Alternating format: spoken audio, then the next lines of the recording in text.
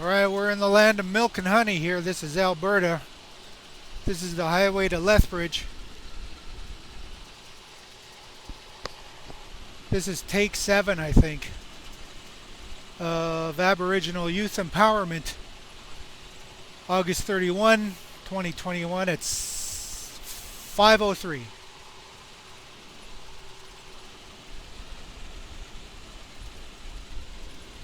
This is a dangerous highway. It's a two-way highway, and it's 5 o'clock. It's 4 o'clock for these guys, but it's home time. And these people don't want to, they don't care to drive safely. They will pass at extremely high speeds, which would be about 160 to 170 kilometers an hour. I have already seen a police officer pulling over a vehicle for speeding. The police officer was driving a motorcycle. Pardon me. So this is a different angle of Alberta that you haven't seen before. So I got the cameras rolling.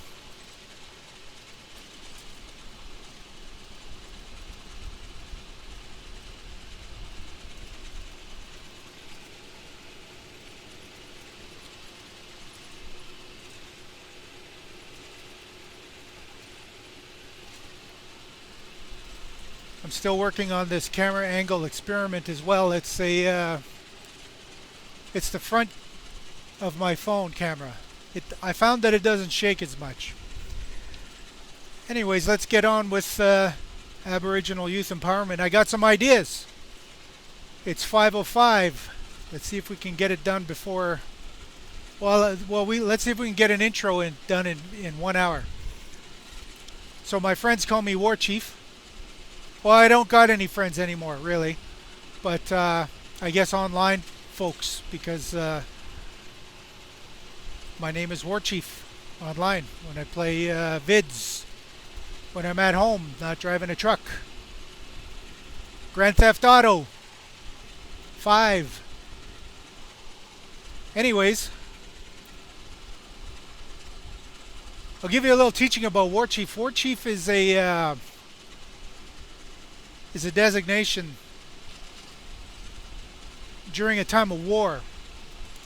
So in traditional societies you have a war chief and a civil chief.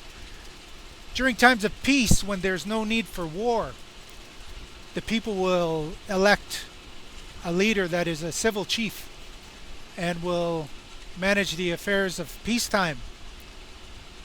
During times of war, the people will call upon a war chief, and the war chief manages the affairs of the people during the time of war. The concepts of war between Aboriginal people and people of European descent are not the same. They're not the same concepts. Okay? We don't fight war the same way Europeans do. When we go to war, we do a war dance. The war dance symbolizes a spirit war. And war is decided in the spirit world. All things begin first in the spirit world before anything else manifests into the physical world. And so the war dance symbolizes that, and whoever wins that competition in the spirit world is declared the winner before the war even begins. And so sometimes maybe war isn't even necessary. The other side will just concede that the spirits have said and made their will known to the people. And the people have respect for that will. And reparations are made. There's an exchange between the two peoples. Europeans looked on this exchange and called it slavery. it was far from slavery. If there was an exchange of people, it was because of whatever happened that led to war meant that one of yours has to come and help us rebuild. It wasn't slavery, far from it. But Europeans would look at it as such, and they'll say, "Oh, yeah, it's slavery. Yeah, you had lots of slavery. Well, everybody took slaves." Well, from a European perspective, yes. But that's not true. The European perspective is false and imaginary. It is a complete fabrication.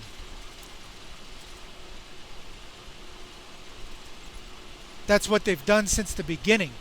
They've observed and made shit up. Usually to suit their own egos, their own systems. But it's all bullshit. Don't believe them. So anyways, my friends call me War Chief, the ones that I have left. I spent the last 6 years studying warrior ways of Aboriginal people.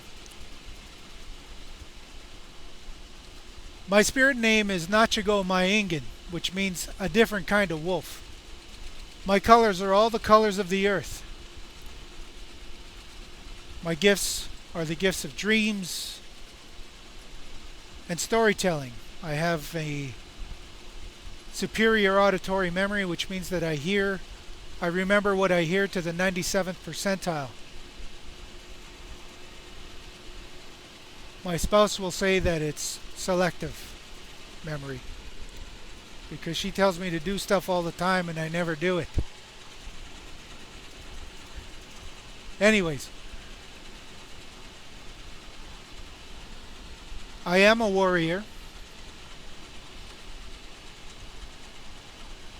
I am a traditional warrior.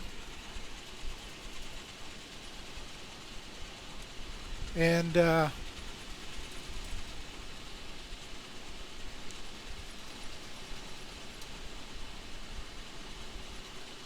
my colors are a gift because they're camouflage. You won't see me coming. You won't see me, you won't hear me. I will just arrive. So that's the teachings of War Chief, and that's the teachings of a little bit of teachings on the warrior. Told you my spirit name, which is not my English name. My assimilated name. And so Aboriginal youth empowerment isn't about magical thinking. I'm not going to tell you to see every dark cloud as a silver lining has a silver lining. I'm not going to tell you that if you think positive, things will go better for you. If you just behave positively and you're always happy with a grin on your face, and you're suppressing your anger and your rage and your discontent, that's all magical thinking. That magical thinking does nothing for empowerment. It's good for peace if you want to make peace, but it does nothing for empowerment. It doesn't give you what you really want, which is empowerment, to be empowered. When I was a young man, I read How to Win Friends and Influence People. I read all the Tony Robbins self-help books and others. There's a person in my slipstream just slowly coasting past me. Why would you want to be in my slipstream? It's dangerous there.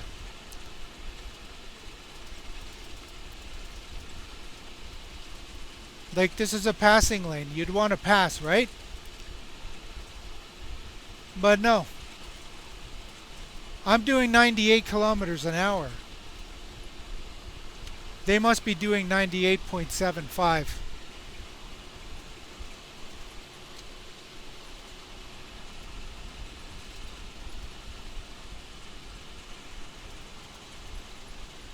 Now I have to slow down because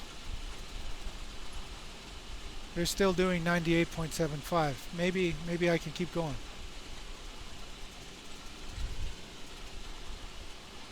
The magnitude of stupidity that is seen out on the highway can be represented in our Canadian society in every single possible way.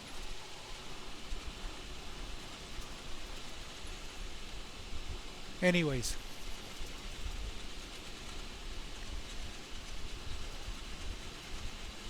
so I read self-help books. I joined up with Amway. My dad introduced me to Amway, and they were all about positive thinking and building a business and encouraging each other. And it was really something I hadn't experienced before. It was really nice, because in Amway I didn't get the sense that I was discriminated against. There were all kinds of different people, and everybody was happy to be there, and their focus was on building a business. So I really enjoyed that. I even went to their Amway rallies where there were tens of thousands of people coming from all over North and South America, all over the world, to get fired up about their business. Everybody was going to build a business. Well, that only lasted a couple of years for me, maybe a year. But I was drinking too, and I'd seen my uncles and my dad go off to AA. So I decided, I guess that's what you do if you're drinking too much. See, I was drinking for some reason. I don't know why. I didn't know why at the time. All I knew was it was beginning to interfere with my life. Like I wasn't interested in going out to get a job. I wasn't interested in contributing. I didn't care about anything. All I wanted to do was drink, get drunk, party, smoke dope. And those were my teen years. So I don't know what was the problem, but that's when I started to notice that there's a problem. Well, something's going on in my life here. I don't know what it is, but something's wrong. And that's about the time my brother and I started to talk about what's going on. And he started to tread on some things that I wasn't really particularly ready to hear. And I got terrified that he was going to start talking about some stuff I wasn't ready for. I told him, I don't want to hear it. I don't want to talk about that stuff. But he said, why not? I want to know what the fuck we went through. What the fuck happened to us? So he was pretty sincere about it. But I wasn't ready. I'll tell you another story later on about that. But anyways, I was just like many young people. See, I didn't grow up in a home where your future was laid out for you like a lot of my friends of European descent.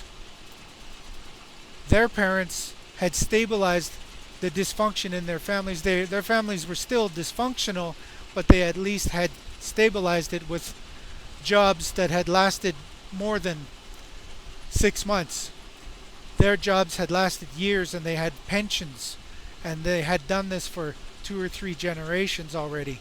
So by the time they were born, they knew well enough that they needed to go to school, do well in public school, get those grades, and those grades had to be good enough to enter into university or college. If some of them didn't want to go to university, so they went off to Red River College, and they wanted to learn some sort of trade, carpentry, concrete work, bricklaying, plumbing, cooking, whatever it was. And some wanted to become lawyers, and some wanted to become doctors, so they got those good grades to to allow them to get into those schools. In my family, we didn't even talk about that stuff. We didn't even have a clue. My uncles were barely career-minded or educated in any way possible. So they had no way of preparing me for any sort of career or future. We heard about it during public school, but we also heard that we wouldn't amount to anything. That as Métis people, being half Indian, they said that we were half savage, half human. They didn't even try to teach us because they didn't believe that Métis people could be taught. You know, I didn't even know I was Métis. I didn't even know they were talking about me. I didn't even know they were being racist. But in every single grade, kindergarten, grade 1, 2, 3, 4, 5, 6. By the time I got to grade 5, I think I was pretty well busted. Pretty well shattered as a person. I started to become a personality disorder. But I didn't know it. I didn't know it. You see, my parents had experienced the Indian residential school and the day school, and you're hearing a lot about that, but you have no clue. No clue. You couldn't imagine it. It's incomprehensible to you unless you've been there. People of European descent, East Indian, African, Middle Eastern, Asian, all of those racist terms. You have no clue, but you do have a clue. You just don't know how to apply it yet. You don't know what happened to you in your lives over there, coming over here to try and get an opportunity. You have no clue until you reflect on your own history. And then you will know what it's like to go through Indian residential school. The Jews know because they've been put in those camps. They were murdered industriously. The people of Africa are aware. Middle Eastern people are aware because of the, what is it called again? I think it was called Arabic Spring or something like that. There was revolutions going on all over, but they were all put down by the governments down there. People are killed. The government is killing their own citizens down there. There are genocides. Now you're here in Canada. You're hearing about Indian residential school. Oh, you're saying, well, we didn't do it. We just got here. Too bad for you. Because when you get here, you inherit the legacy. That's the deal. You inherit the legacy of genocide. Ergo, you are an agent of genocide. And you know what genocide is because you've seen it in your own lands and territories.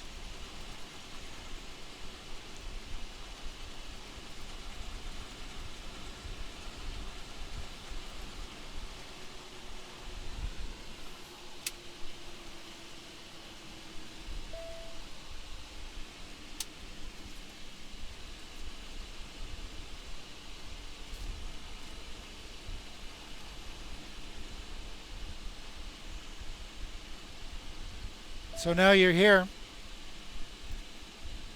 and we're in the middle of an election, and you're going to vote in a certain way, and whatever way you vote, you're still participating in genocide because you're going to vote for a government that's going to do nothing to stop it. And you're so happy to vote, you're so happy to have the opportunity to vote, but you don't care to learn about the issues of genocide in Canada. That makes you an agent of genocide. Oh, you're gonna be so offended by me telling you that. But I invite you to defend it.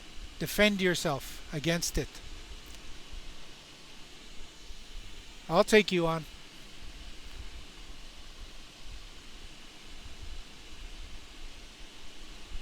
My name is Nachigo Mayengan, and I've studied this phenomenon since I was born. I've been observing what is occurring down here, and it is most displeasing to see what you have all become of yourselves.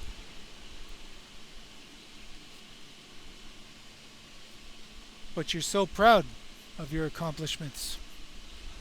You have nothing to be proud of.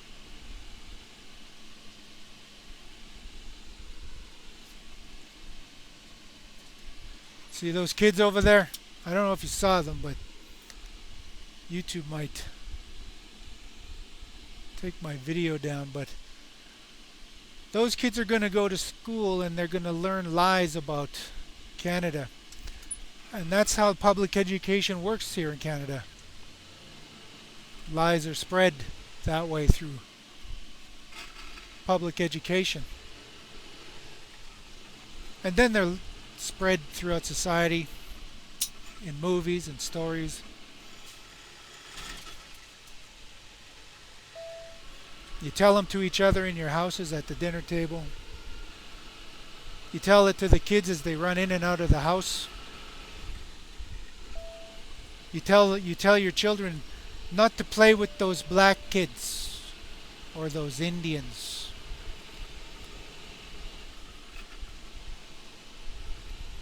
You tell your own children lies. But that's the beginning of empowerment for not only Aboriginal youth, but all youth. All youth need to become aware of the system of lies and corruption that has become you in this country. Even if you're Afghanistan, coming from Afghanistan, escaping the Taliban, and now you're here and you're going to vote at some point. You've inherited, you've become, the contract links you to genocide. You're welcome. Canada welcomes you to that. You're an agent of genocide. That's nothing to be proud of. Now I was born into this system that had completely corrupted through many humiliations and shames and many looks of disapproval upon my parents as they were children, mere children, trying to survive in this country we call Canada. Through no fault of their own were they born into an indigenous family to be genocided, to have their identity wiped and eradicated from them by methods of torture and humiliation and shame, by disapproving looks and glares by society. And the reflection of all of that assimilation, indoctrination, that they are less than human until they accept the superior way of the white man from town. They will never be worth anything. They are worthless. And so they came to believe that they were worthless. And they feared for their lives.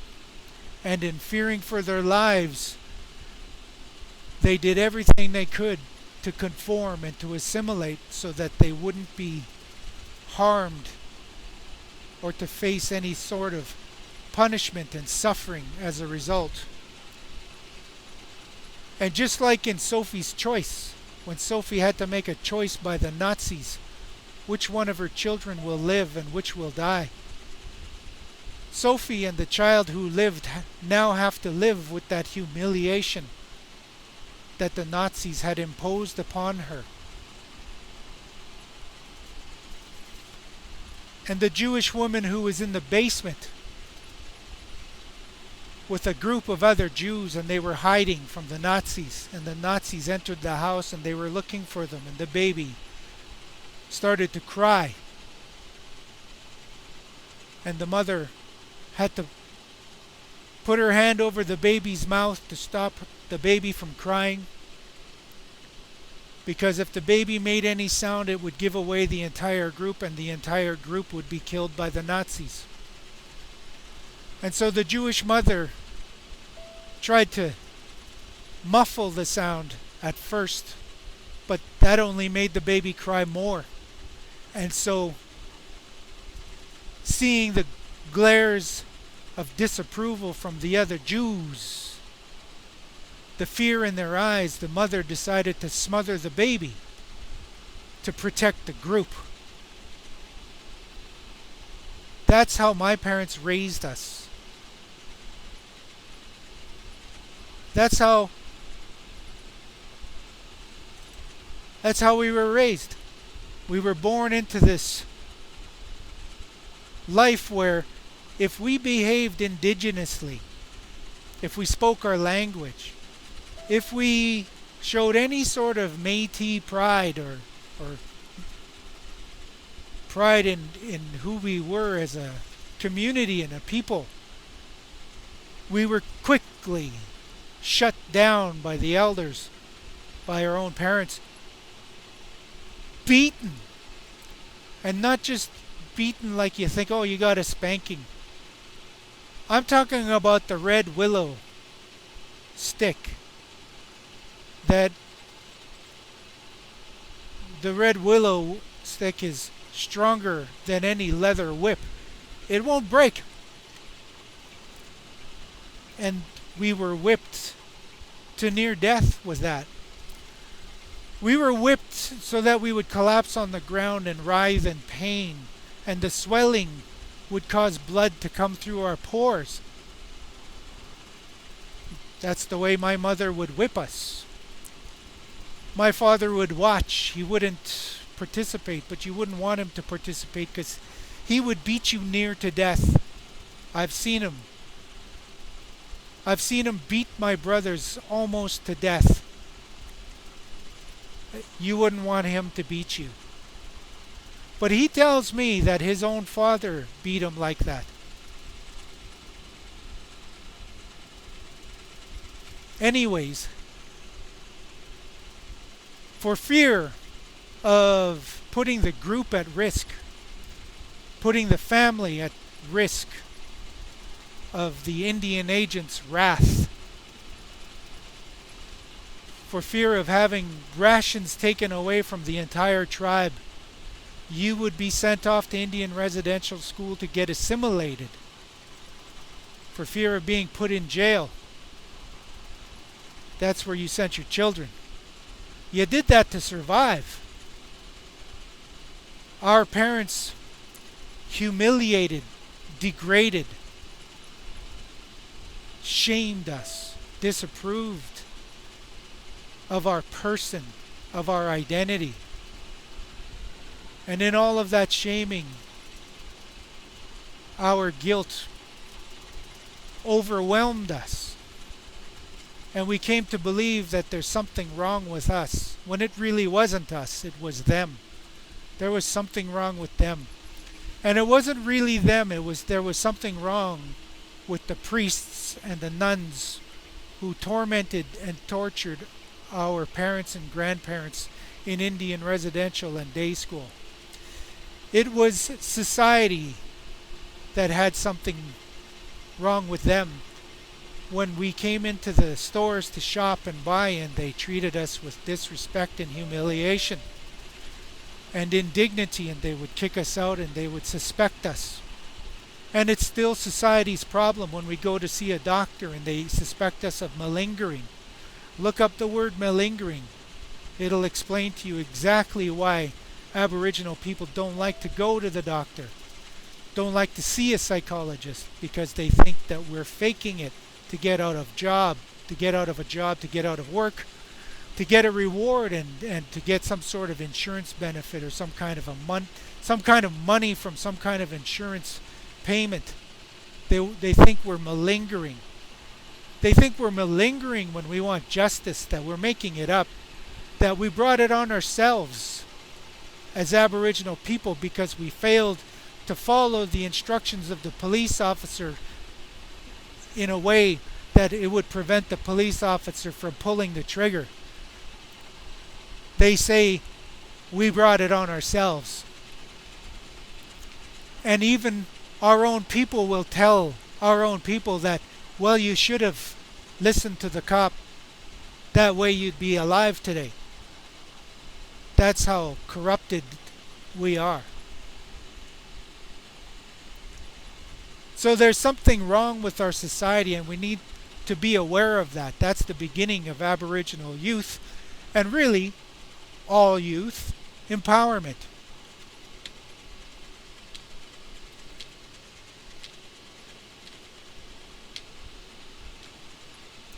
We need to realize that we are corrupting and polluting and poisoning our children against themselves, against each other, in a sick, twisted, tormenting,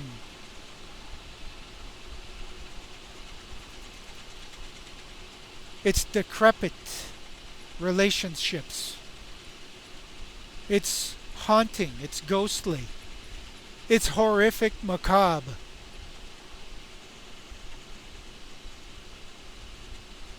The darkness of these relations go beyond your darkest dreams and imaginations. There's no horror movie that can really tell the story. Maybe The Exorcist.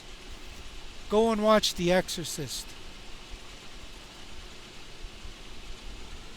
But there's no happy ending here for us.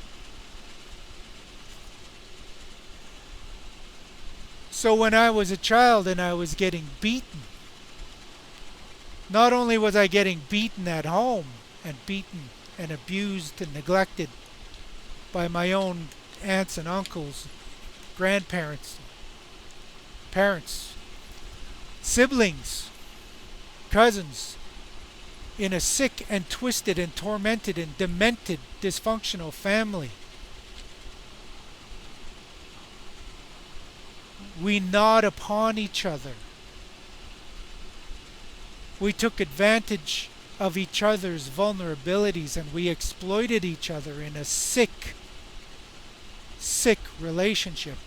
And that's not endemic to indigenous people and families. That was endemic to all European cultures and societies. That was never here in Turtle Island before colonization. That's the sickness that you brought with you when you arrived to Turtle Island. Unfortunately, Aboriginal people didn't have a defense against your smallpox and your measles, and it nearly eradicated and eliminated nearly all of us, 90% or 99 almost percent of all indigenous people in North and South America were nearly eradicated because of those diseases. It's not because you were superior to us. But you'd have to read Guns, Germs, and Steel to be able to understand that. Your ideology of superiority to us puts you in a grand place of safety where you believe that you're better than everything else that walks on the planet, that you are the supreme and God's chosen people. You have lordship over all animals, all plants, insects, birds, everything. And in your mind and in your imagination, you believe it.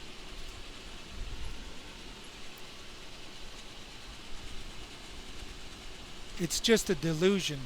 It's not true. You have no control. But your defense mechanisms will go up. You'll tell yourself,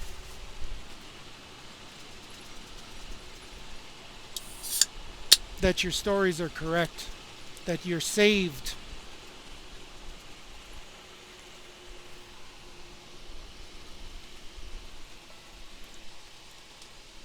But that's not true.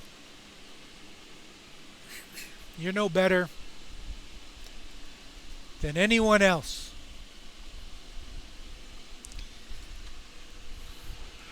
So I told you my name is War Chief. I told you my name is Nachigo Maingan, which means a different kind of wolf. That my colors are all the colors of the earth. That my gift is the gift of storytelling, auditory memory, and dreams, among others, that I won't tell you about now.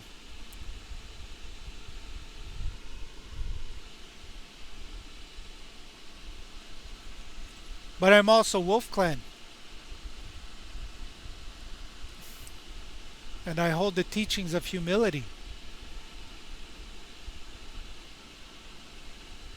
And so, empowerment is knowing and understanding the teaching that you've inherited as a wolf clan.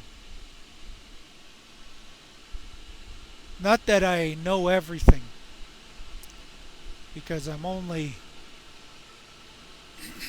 in my middle ages. But I'm no longer a youth, and I'm no longer a child.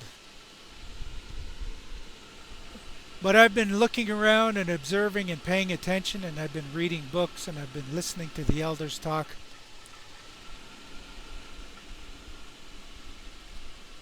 And I'm going to tell you the ending first. The ending of this story of Aboriginal youth empowerment first. And then we'll get to the beginning of it eventually. But in the ending of this story,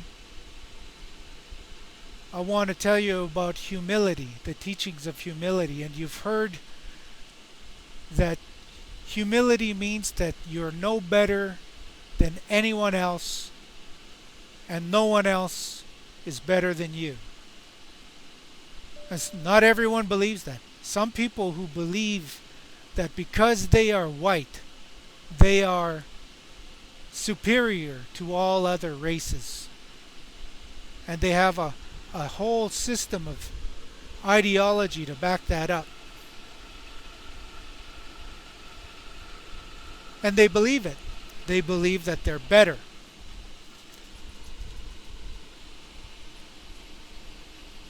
But in the Wolf Clan teachings, no one is better than you, and you are no better than anyone else. They call that equality, but I think equality doesn't do it justice. We call it humility. And so, in the process of being tormented and tortured and assimilated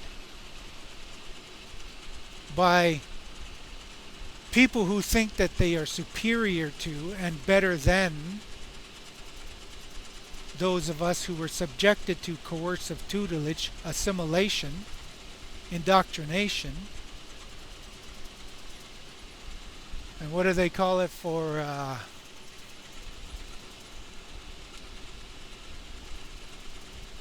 homosexuality? What do they call that? They call it they want to ban it. They want to ban this therapy, this form of therapy that turns lesbians and homosexuals, gay people, transgender, it turns them into gendered people again. I forget what it's called. Conversion therapy. They want to convert you, just like they want to convert you to Christianity, because Christianity is the supreme religion, right? Isn't that what they tell you? Isn't that what they teach us? Jesus is the way, the truth, and the light, that no man can enter the kingdom of heaven except through his Son, Jesus. Isn't that what we're taught? So they want to convert you. They want to assimilate you. And they'll do it with the Bible and a gun. They will take your children away from you because you're not doing a good enough job, and they will raise them for you. And they will beat the Indian right out of them. Well, they'll make you believe that the Indian in you is gone. And you don't want to get there. You don't want to go there, because regaining your true self is a very difficult process.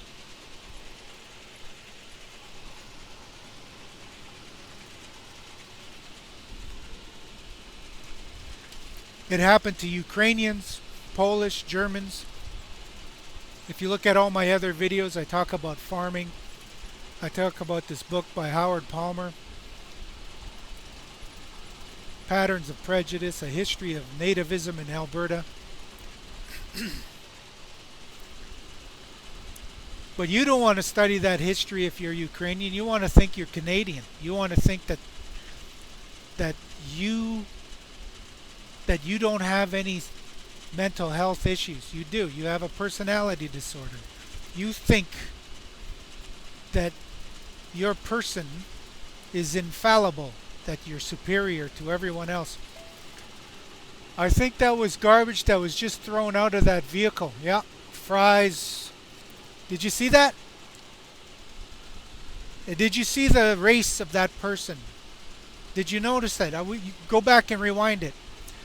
You know, that superior race is so disgusted when they drive past the reserve and they say, why is there so much garbage in front of a reserve? Well, look at yourself. Look at what you just did. You did. Okay, it's just one person. One. I did it once. No, you're doing it all the time. People have full-time jobs cleaning up the highways after you. And you call yourself a superior race of person. Well, all right then. Which is literally landing right on the point that I'm making here. But in your assimilation programs, you want to turn us into you. You want us to think that we are a superior form of being because we've abandoned our Indian ways, our Métis identities, to become white. And that's really what it is. It's a confession. That's what the whole purpose of torture is. I invite you to go study torture. Find out what its purpose is. The main purpose is for you to make a confession. They don't care how you confess or what you're confessing, as long as you confess. And in this case of assimilation, they want us to confess that being an Indian is a worthless endeavor. That to be white is the superior way. And so we should serve the white man. For the white man is the superior and purest form of life on this planet. And we should all be so thankful that the white man has brought us Christianity, progress, and civilization. We should ignore the fact that they had to use torture to get us to confess that. We shouldn't even talk about that. But if you study torture, and I mean really study it, if you read Sam Vaknin's book on narcissism, the narcissistic personality in disorder is in disorder because usually the mother is overbearing on the child in some way, either by physical abuse and torment or by over-hovering, by not allowing the child to develop freely on its own. What Sam Vaknin doesn't say, though, if you read his book, everybody is born into that system. And that system's been around for 10,000 years. We live in a society of narcissists. Some of them are not on the disorder side, but when you get up to the highest levels of the social ladder, social hierarchy, and you're a CEO, and you're literally calling the shots on who lives and who dies, you have to be pretty narcissistic to be in that position. It's pretty hard to be human. And narcissism isn't a human thing. If you really study narcissistic personality disorder, psychopathy, and Machiavellianism, you begin to understand that really you've just come to believe that your person is worthless, good for nothing, that there is a order to this universe, and we would do well not to interfere with it.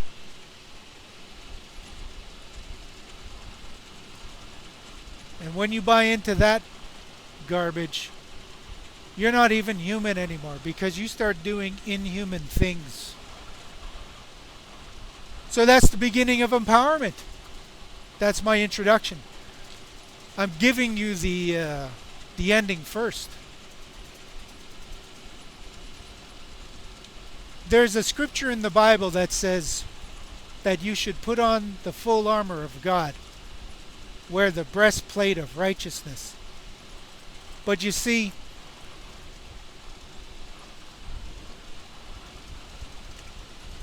you can do that and make yourself believe that you are truly washed purely in the blood of Christ, Holy Christ, that you can do no wrong, that you are omniscient, omnipresent. What's the other one? Omnipotent. But you're not aware that that's what you're thinking. You're not aware of it. You think you're being practical. You think you're just like everybody else. You're jovial, you're talking, you're socializing. But the minute somebody says that what you just said was racist, all of a sudden you become God. You could not possibly be a racist. There isn't a racist bone in your body. The minute someone says that was discriminatory, all of a sudden you're omniscient, you're omnipresent, and you're omnipotent. That's what Sam Vaknin is telling you when you're narcissistic in your personality, and your personality is in disorder. All of a sudden your walls go up, your defense mechanisms, where you regress and you become like a Karen that you see in the TikTok videos and the YouTube and Facebook, where they have a temper tantrum and they regress. Regression is a defense mechanism. They become childlike. And they have a temper tantrum and they scream and they yell and they cry and they start sucking their thumb right there in the mall, right there in the department store, right there in the checkout counter. They start crying and wailing. And they call the police to come down and arrest black people. And they do, and the police do come down and arrest black people. Or they come down and they just start punching a chief of a band right in the face, knocking him to the ground. Because they believe, oh, he moved aggressively to me. I believed that my life was in danger. That's all they have to say. And then there's an oversight group that says, "Oh, well, that was a reasonable. We saw how he moved. It was a reasonable belief system."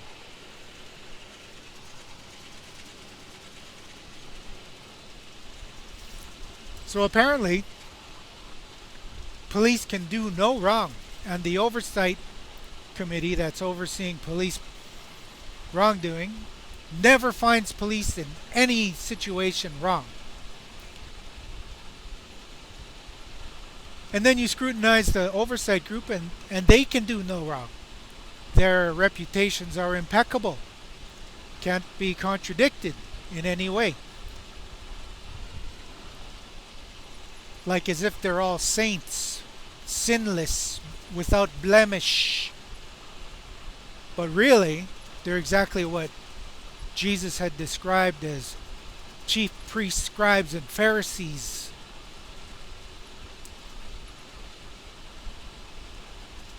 They think they're righteous, but inwardly they're whitewashed tombs. In other words, places of the dead where dead bones are laying. They try to purify that place by painting it white. White supremacy.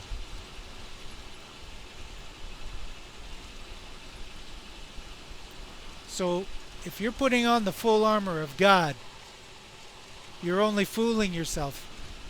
You're pontificating like you're the Pope, Pontius Pilate. You're the Pope. Like you can do no wrong. You're without sin. Like the act of sin can't even enter your mind. You're so good. You see, that's what Sam Vaknin is talking about in the narcissistic personality disorder book that he wrote. It's called Malignant Self-Love. You love yourself so much that it's just gross. You think that you could do no wrong. You see, humility, the teachings of humility, could put that in check for you. When you realize and you become aware of your own ego and how your ego defense mechanisms serve to protect this false self of yourself, this idea that you can do no wrong, when you become aware of that, the teachings of humility can put that in check and help you rid yourself of that ego, if you so desire. But you have to get good at recognizing your ego and its defense mechanisms. So people are afraid to put their hand up in class because they don't want to ask a question because they don't want to look dumb. That's your ego. When you're doing a job and you're just starting out a new job, you don't want to call the manager or supervisor to ask for help because you're afraid to look stupid and incompetent. That's your ego. When you blindly obey authority, that's your ego. When you think you're so smart, when you think you know everything about a certain topic, that you're an expert, and you just flick any sort of discussion off to the side as worthless, like some of my professors did at university in feminism studies and in Métis studies.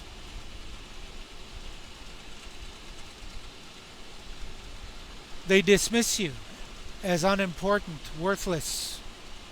You're not worth my time teaching because you're obviously not getting it. That's your ego. And when I point that out, you get all defensive. You get all of a sudden nah, fuck you, that's not me. The walls go up. Your ego is hiding behind walls. The defense mechanisms of aggression, repression,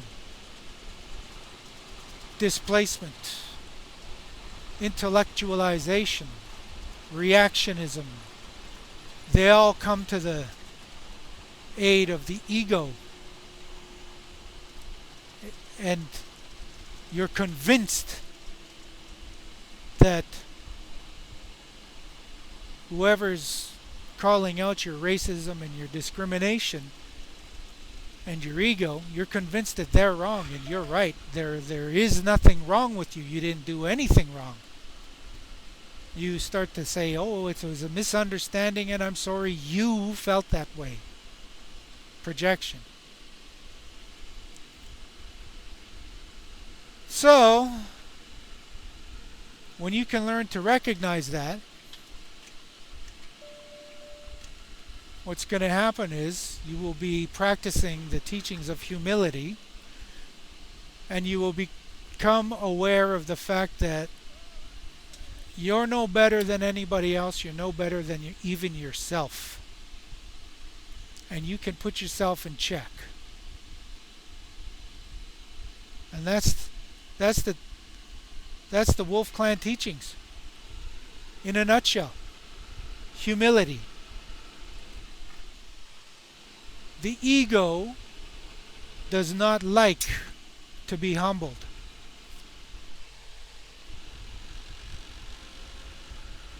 That's the beginning of empowerment.